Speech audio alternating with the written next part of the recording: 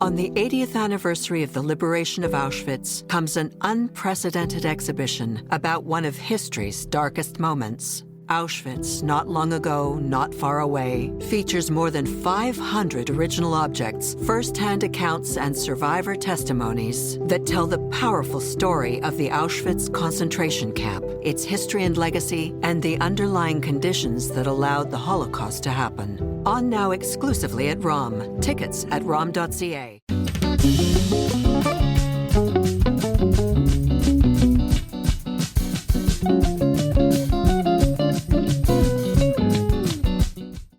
I'm running this country. I'm not running Canada.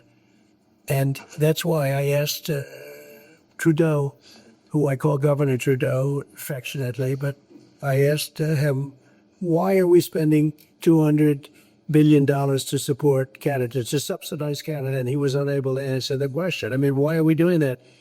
And I have to be honest, as a state, it works great, because if they didn't have us, and if we didn't spend that money, as Trudeau told me, they would cease to exist. He said that to me. They would cease to exist, which is true, certainly as a country. U.S. President Donald Trump's actually been pretty quiet about Canada becoming America's 51st state lately.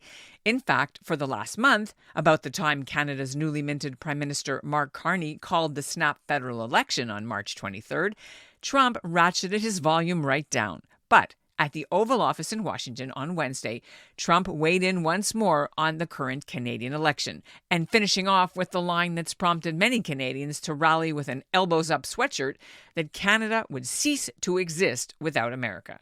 Trump also mused that he would jack up import tariffs on Canadian-made cars even higher. As many observers have pointed out, even though Trump isn't running on Monday's ballot, his threats and economic hostility are perhaps the most important international election issue facing Canadian voters, as they calculate who the best person might be to have in the Prime Minister's job to lead Canada's negotiations on sovereignty, to save our economy, and to make sure Canada has an independent voice on national defense, global trade, and world geopolitics, including Canada's role in the conflicts in Israel and the Middle East, and with Ukraine and Russia. And watching all of this is Alan Kessel.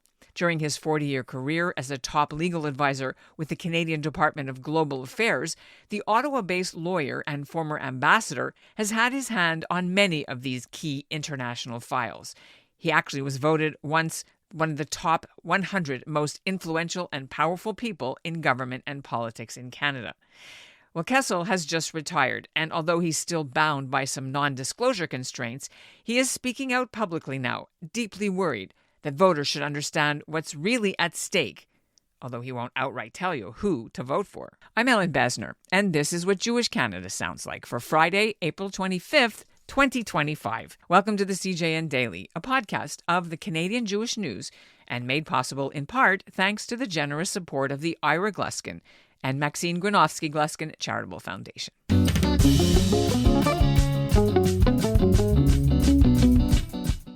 I've long wanted to ask Alan Kessel on for an interview. He's been Canada's legal advisor on all kinds of newsworthy international government files, including this one you may not have heard about.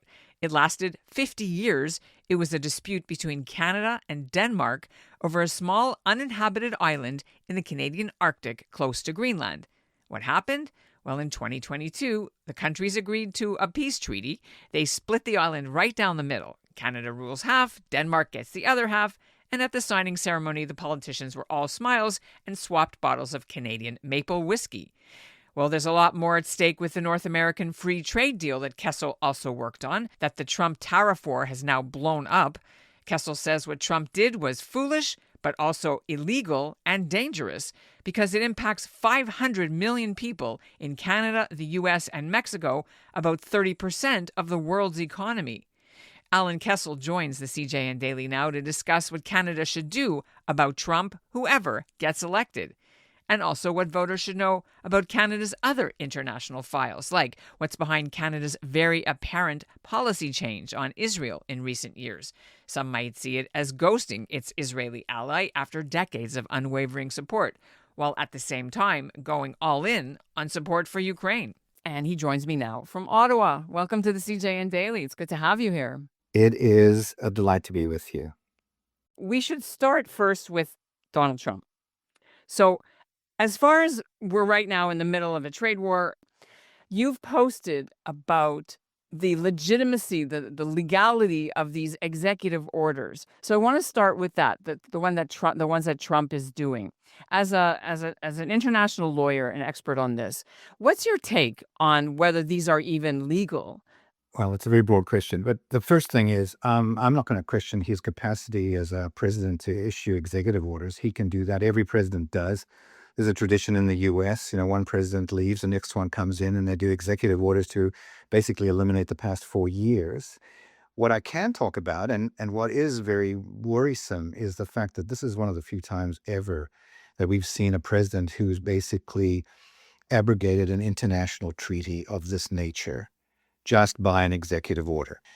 As you can imagine, international treaties have processes by which you can pull out of them. This is not the way to do it. You recall that this is Trump's agreement. I mean, he took a very simple titled agreement called North America Free Trade Agreement, NAFTA, everybody could say it, and he turned it into sort of, alphabet soup. We call it Kuzma, they call it Uzmaka, the Mexicans, I can't even figure out what they call it. But we all call it the most important thing that ever happened to North American trade. And so the first thing that happens when he comes into office, aside from, I would say, a bogus claim that there was a national security issue on the border with Canada, which he had to concoct in order to do this, he pulled out, or he threatened, or he put on these tariffs, which are just not foreseen within the body of that text. He undermined the most valuable thing that would have given him a way to deliver on his election promises, which was to make Americans richer.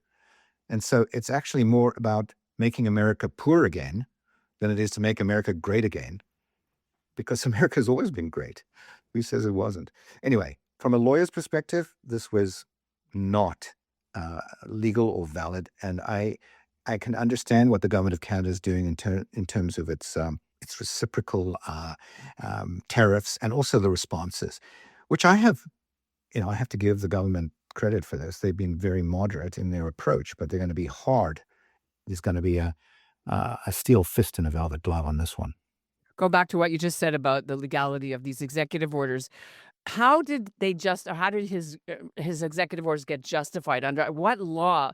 A different law, not the NAFTA / Kuzma, but they used a different law in order to justify these emergency powers type of thing. Do you remember what that's called? Yeah, I don't know what the law is, the domestic law. I just know that they had to use something in there, and I don't have their executive order in front of me. He claimed that there was a national security emergency on the Canadian border and on the Mexican border. Now, I'm not going to talk about the Mexican border. You can claim there was an emergency there with all the folks coming across, but I thought it was being handled. In our case, it was totally bogus. They were talking about fentanyl coming across, but the reality is that most of federal officials in Canada and federal departments have been working so closely with our American counterparts for generations to ensure that we have a secure and safe and free border. It's in our interest as a country which has $2 to $3 billion a day going across to make sure that nothing interferes. And I personally was involved with treaties that we developed to ensure that there was reciprocal policing on the border. Now, it turns out, by Americans' own statistics, that it was less than 1% of fentanyl coming into the States. I mean, it's an absolute joke. Anybody could stand up there in the Congress or in the White House and say that this was a national security thing. What would a real national security issue look like?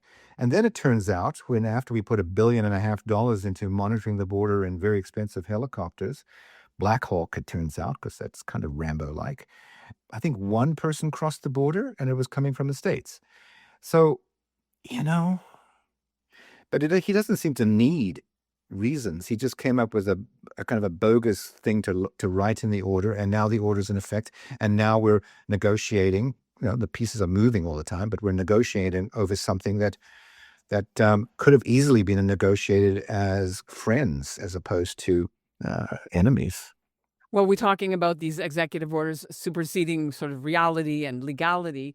What do you make of any possible challenges through the court system in the United States in order to overturn this? Well, I can't prejudge what my former colleagues are going to be doing, but the actual CUSMA, formerly known as NAFTA, does have dispute resolution mechanisms in it. And I can't imagine that we aren't going to use the full brunt of dispute resolution, including WTO and other issues related to bringing them to a table to take a look at what we're doing. You talked about who the right person is as a leader to battle Trump one-on-one, one of the most important decisions we'll ever have to make.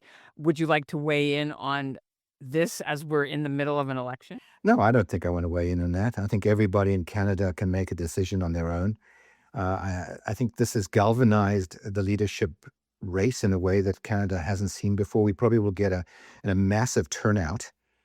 Some people are talking about 70% turnout. But what's very interesting is I do want to thank Mr. Trump. I want to thank him for galvanizing this country, for bringing a patriotic bent to this election. Now we just have to hang together long enough to make this work and to get what we need out of this process. What about sovereignty? It's still an election issue, even though both Canadian leaders have said hell never is going to freeze over before Canada becomes the 51st state. But as a legal advisor, can you explain, is Canada's actual sovereignty threatened? And if so, what would that look like? So as a lawyer, there's no threat to our sovereignty. We have a sovereign country. We have particular borders that are known and internationally accepted. I mean, there's always something that we're dealing with in terms of whether the borders are absolutely clear. Before I left my role, we had solved the Hans Island issue. That turned out that we solved a 4,000-kilometer boundary dispute between Canada and Denmark, and that solved quite a bit. We've got issues in the Beaufort Sea between the Americans and ourselves. We've got a bunch of little places where we're still looking at border issues, but they're irritants. They're not real. That doesn't deal with our sovereignty. Now, on the political side, which I can only conjecture at, that's a different thing.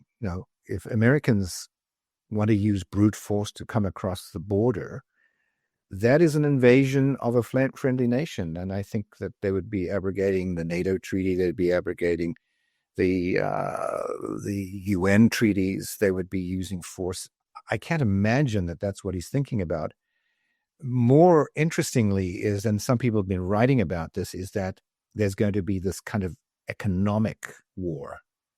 And the economic war is going to wear us down, and that he's going to come and tell us that somehow if we join them, our eggs will be cheaper. Oops.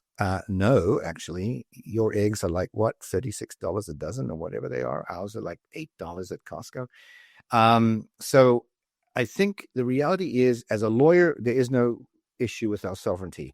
As a state-to-state gunboat diplomacy issue going on, I think there's probably big discussions going on within our military / PCO / PMO / any of the departments looking at what does this mean. Hence, you'll have seen that the Prime Minister has been traveling to Europe to shore up our friends. And in fact, thank you, Mr. Trump, again, because you managed to actually get Europe to pull its head out of where it's been hiding and think about Europe as a functioning entity to take care of sovereignty in Europe. Because if we think about the two most existential things that are going on in the world today, what are they? They are the Russian invasion of Ukraine, and it is the Hamas invasion of Israel. Those are the two key issues that are playing and should be playing, and we should be on the same play sheet for them. In both cases, behind the scenes, the axis of weevils, or whoever they are, you'll find Iran, you'll find Russia, you'll find China.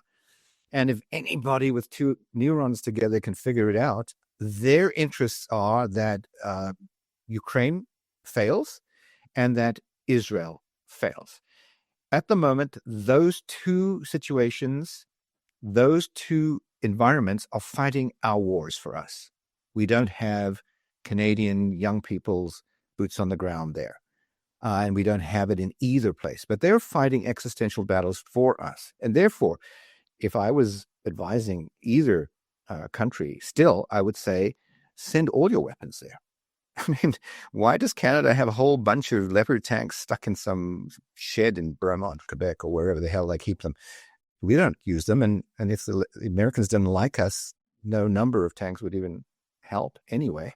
Send them to Ukraine. Send every single gun we have to Ukraine. They're fighting our war, as is Israel. And that leads us to a very strange dichotomy. The US is very much behind Israel at the moment and very not behind Ukraine, which is kind of bizarre. And Canada is very much behind Ukraine and kind of lukewarm on Israel. So what's with this? I mean, why aren't we more joined up? And why isn't Europe more joined up? The people who are joined up are the bad guys. Yeah, the Chinas and the Russias and the Irans and the you name it, the Houthis. They're more joined up. And I think that should be a question by our, being asked of our senior politicians at this time as we go into an existential election for us all. On the 80th anniversary of the liberation of Auschwitz comes an unprecedented exhibition about one of history's darkest moments. Auschwitz, not long ago, not far away, features more than 500 original objects, first-hand accounts, and survivor testimonies that tell the powerful story of the Auschwitz concentration camp, its history and legacy, and the underlying conditions that allowed the Holocaust to happen. On now exclusively at ROM. Tickets at rom.ca. You mentioned lukewarm about Israel and pro-Ukraine. So let's get into that issue at the moment, which is, for many Jewish voters, it's one of the key things that they're weighing in this election, which is, do I do a one-issue vote or do I worry about the sovereignty of our country? One issue being Canada's support or lack of for Israel at the moment. What can you tell us about the Canadian government's seeming shift away from support for Israel after October 7th? Well, it's interesting you say that. And as you understand, I still am bound by my commitments as a public servant. So I will not be divulging either advice or other things. I can only talk to you as a Alan Kessel, not public servant. But I, as an idle observer from outside government, I would ask you, did Canada shift after October 7th? I think it was maybe more evident, but I think there was an inexorable movement prior to October 7th, which was changing things in terms of how Canada was viewing Israel. Yes, we do have a free trade agreement with Israel. But if you take a look, the only G7 head of government that didn't visit Israel was Prime Minister Trudeau. And Japan too. Oh, they didn't go. That's true. And so what do you make personally of this? What was calculations must have been going through their minds in the PMO and in Ottawa, why they didn't go? Well, there's a whole series. You have to go back a little bit I think that where things started changing was when we were late to the party running for the Security Council.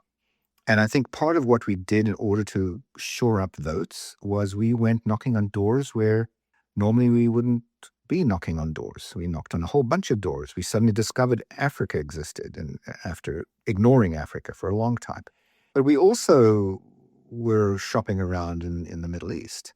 And I wouldn't be surprised, and I have no personal knowledge, I'm only using basically public sources, is that the other two candidates were the ones that were more inclined to be saying the things that I think our Middle Eastern friends wanted. So I just saw, 10-7 as a continuation of it. I would have hoped that it would actually have stopped it. So, that's my take from an outsider. Right. However, the government of Canada did block permits of exporting weapons to Israel during the October 7th aftermath, whereas they had lots of them before. Well, they said they did. I would suggest that good journalists should go and look and see just what actually was blocked and were we sending anything real to begin with? Was that somewhat artifice by saying we've done X, Y, and Z, or was it real? Well, Israel's not depending on us for arms. They don't. You can ask them. They don't really depend on us. They depend on the U.S. I mean, I think there's some things that the U.S. asked us to make that they would then send on that maybe had been cut off. But then they'll go somewhere else. I mean, we weren't really a major contributor. As far as the changing warmth or lack of between Canada and the Israeli Prime Minister and Minister of Defense, let's talk about the International Criminal Court, the International Court of Justice, the two different cases. Let's start with ICJ first and genocide that South Africa brought. And you were appearing for Canada and representing Canada at the ICJ. Correct. So there were two particular cases that were before the ICJ. One was something called an advisory opinion on Israel's policies in the occupied territories. And that was something that was requested. An advisory opinion is not a binding opinion, just so that everybody understands, even though it has a kind of a moral value. It was sent by the United Nations General Assembly, and it asked a number of questions related to Israel's practices within those territories. The second question was a case that was brought by South Africa against Israel under the Genocide Convention. South Africa asked the court to find that Israel was abrogating the Genocide Convention. Now, you asked also, why was South Africa doing it? I mean, the kind of simplest thing to say is that South Africa, as a concerned international player, just woke up one morning and felt this is terrible, what's going on in the Middle East, and decided that it couldn't live with it anymore and had to bring a case to the International Court of Justice, calling out Israel. I think many international lawyers would refer to what South Africa was doing as something called lawfare. And lawfare is when you kind of turn international treaties into weaponized instruments. The other one that's out there, of course, is the International Criminal Court case. And the difference between the ICJ and the International Criminal Court is that in the ICJ, states are on the line. In the International Criminal Court, it can be individuals.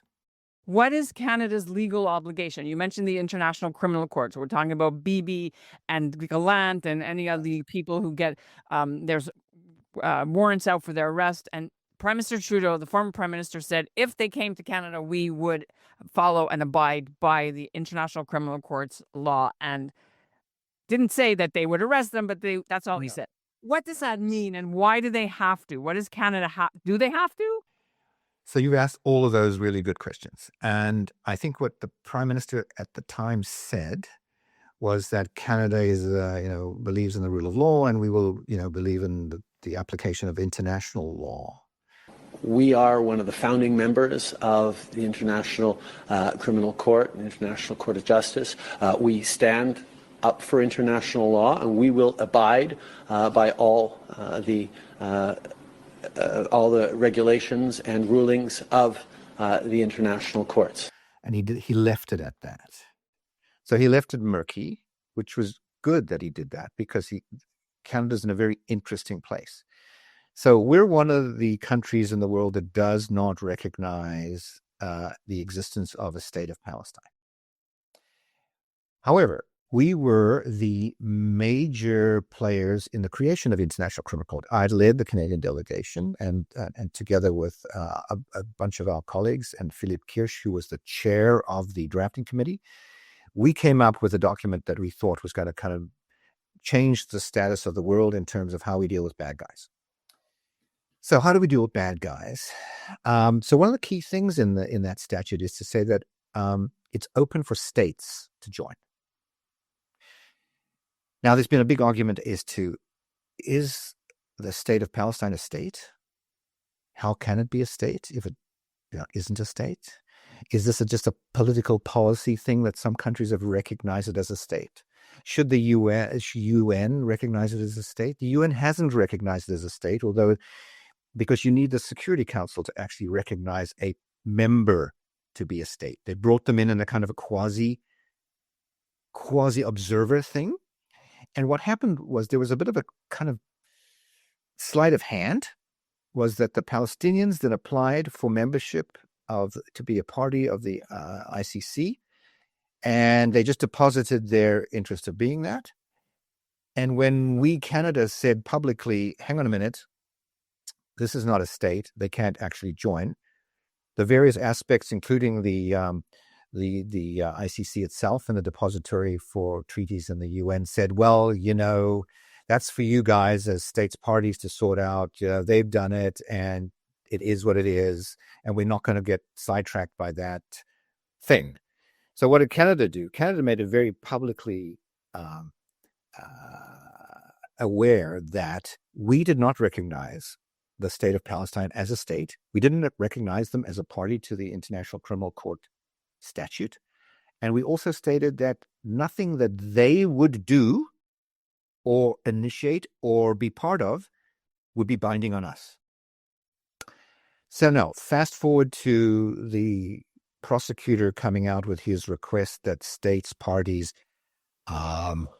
be cooperative with respect to the two warrants which he's got, and put that together with the statement of what the Prime Minister said. And I would suggest, as a private international lawyer, that there is no binding requirement that Canada do anything.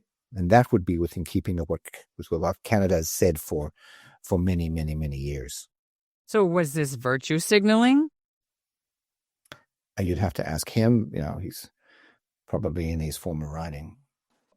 You asked me when we were preparing for this to compare how Canada responded when 24 Canadians were killed in the terrorist attack on 9/11 in the World Trade Center versus the 8 Canadians murdered by Hamas in 2023, and how the difference was. After 9/11, there was this incredible outburst, and particularly from Canada as the closest neighbor, and particularly because we had 24 Canadians that came down in that disaster by well-known terrorists. Al-Qaeda came over and did this. So what happened was that we then bombed the hell out of them. We took over the country. We effected regime change in effect. We brought in quotes, democracy. We stayed there for 10 years. We lost 158 Canadians, but that's what we did. Then fast forward to 10/7, 8 Canadians, they're killed. And what did we do? What did we do? Zero. And in fact, if the world, including the Canadas of this world, should be saying right up front, and should have for 16 months, free the hostages and this will stop. And if they just said those words instead of all the other words, I think we would have been in a different place from today. So why aren't they? What about this Canada is back, soft power? What does that tell you between what we're seeing, what you just mentioned, and the reality? Well, soft power has hard realities.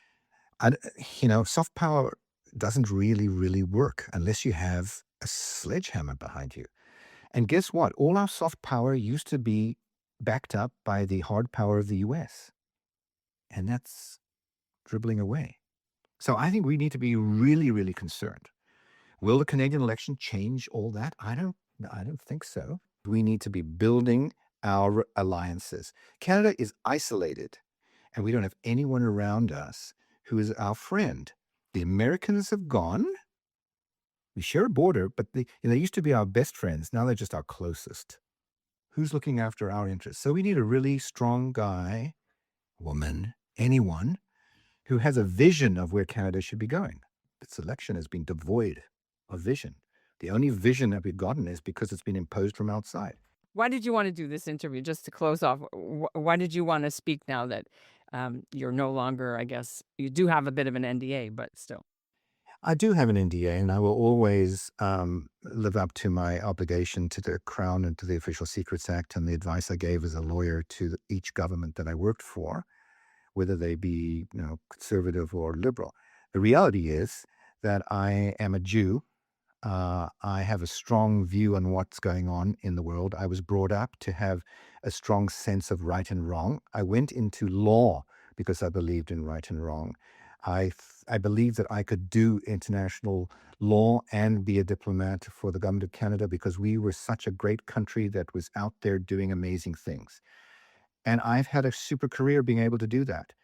But I'm now out of that business, and I can use my experience and my intellect and my interests and my commitment, Jewish commitment, especially since I've got kids and grandkids, to set some of the story right. Jews are having intergenerational angst that we didn't know we had. And that trauma is coming back. And I'm feeling trauma that I didn't know I had. And I want to do as much as I can to help elucidate on questions, but also to be maybe to say things that other people have been scared to say. Alan, thank you very, very much for sharing your thoughts with us on the CJN Daily. It's been an honor. It's been an immense pleasure. Happy to come back. And thank you for doing what you're doing. And that's what Jewish Canada sounds like for this episode of the CJN Daily, made possible in part thanks to the generous support of the Ira Gluskin and Maxine Granovsky-Gluskin Charitable Foundation. By the way, while we're focused on the Canadian election on Monday, the UN's highest court, the International Court of Justice, opens a week of hearings on another anti-Israel resolution. This time, it's from Norway, whether Israel is breaking the law when it prevented UNRWA, the UN's Palestinian relief organization, from operating in Israel and from helping starving Palestinians in Gaza. But Israel blames UNRWA employees for being active and part of Hamas, who participated in the October 7th massacre, which is why earlier this winter, Israel kicked UNRWA out of the country. Since March, Israel's been tightly controlling humanitarian aid going into Gaza until all the hostages are released. Canada abstained when the U.S. General Assembly voted to send the question to the ICJ for a legal opinion. Our show's producers are Zachary Judah Kaufman and Andrea Varsany. Our executive producer of the CJN Daily is Michael Freeman. Mark Weisblatt is the editorial director, and our music is by Dov Beck-Levine. Thanks for listening. On the 80th anniversary of the liberation of Auschwitz comes an unprecedented exhibition about one of history's darkest moments. Auschwitz, not long ago, not far away, features more than 500 original objects, first-hand accounts, and survivor testimonies that tell the powerful story of the Auschwitz concentration camp, its history and legacy, and the underlying conditions that allowed the Holocaust to happen. On now exclusively at ROM. Tickets at rom.ca.